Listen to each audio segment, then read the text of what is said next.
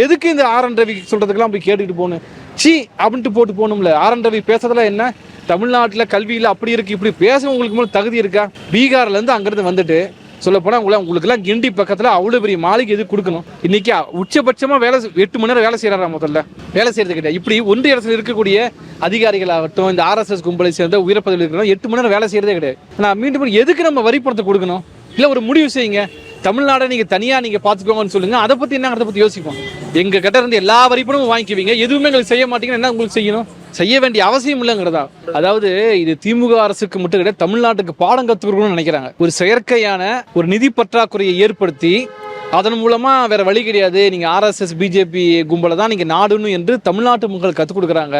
அப்படி மானங்கட்டு போய் வாழ வேண்டிய அவசியம் இல்லை என்பதை தான் தமிழ்நாடு வரலாறு சொல்லுது. ஆரம்பத்துல இருந்து அவசியமே கிடையாதுங்கிறதா. இங்க பல கோடாரி காம்புகள் உருவாகிருக்கலாம், அர்ஜுன் சம்பத் போன்ற நபர், அண்ணாமலை போன்ற பல கோடாரி காம்புகள் உருவாக்கி இருக்கலாம்.